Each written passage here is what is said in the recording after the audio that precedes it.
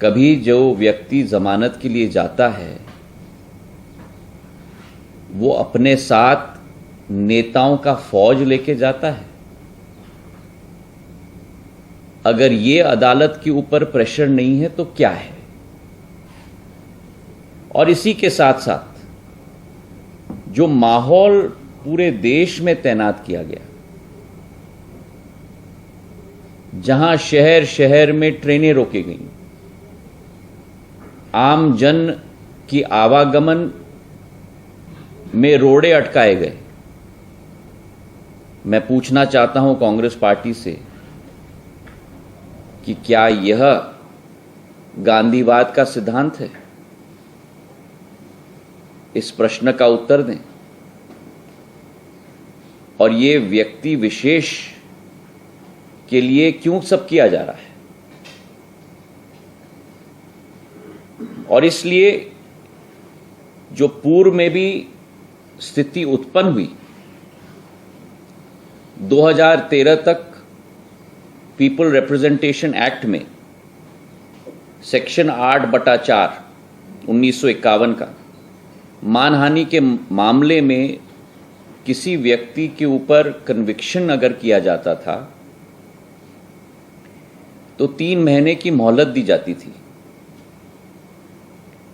कि वो व्यक्ति अपील में जा पाए। लेकिन 2013 का सुप्रीम कोर्ट का जो आदेश रहा lily Thomas versus union of India के केस में, कि कोई भी व्यक्ति जिसके विरुद्ध सुप्रीम कोर्ट का एक कन्विक्शन का आदेश हो, तत्काल उस व्यक्ति की संसद की सदस्यता बर्खास्त की जाए। इस वर्डिक्ट के बाद जब कांग्रेस पार्टी की ही शासन केंद्र में थी और तत्कालीन न्याय मंत्री कपिल सिब्बल जी ने प्रधानमंत्री जी के उस तत्कालीन प्रधानमंत्री जी मनमोहन सिंह जी के आदेश के आधार पर अध्यादेश निकाला था, उसी अध्यादेश की जब प्रस्तुतिकरण की जा रही थी तब उसी समय राहुल गांधी जी ने कहा था कि इस अध्यादेश को फाड़ के कचरे के टोकरी में फेंक देना चाहिए। तो फिर आज मैं पूछना चाहता हूं, ये हिपोक्रेसी क्यों है? इसका जवाब कांग्रेस पार्टी को देना होगा।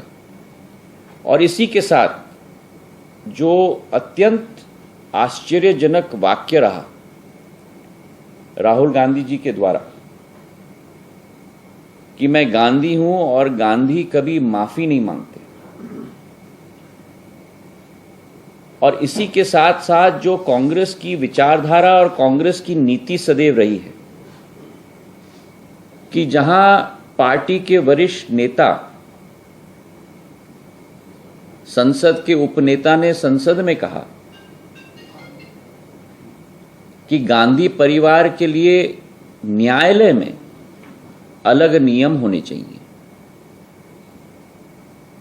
ये इस बात का प्रमाण है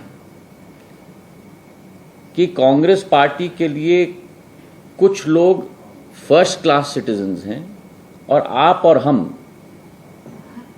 सारे के सारे थर्ड क्लास सिटीजन्स हैं। जो अत्यंत दुखद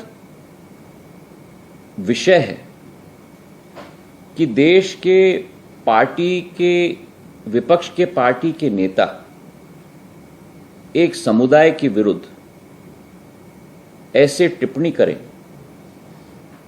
कि पूर्ण समुदाय चोर है, उस समुदाय को अपमानित करें, हमारे पिछड़े वर्ग को कलंकित करें और उसके बाद ऐसे वक्तव्य दिए जाएं।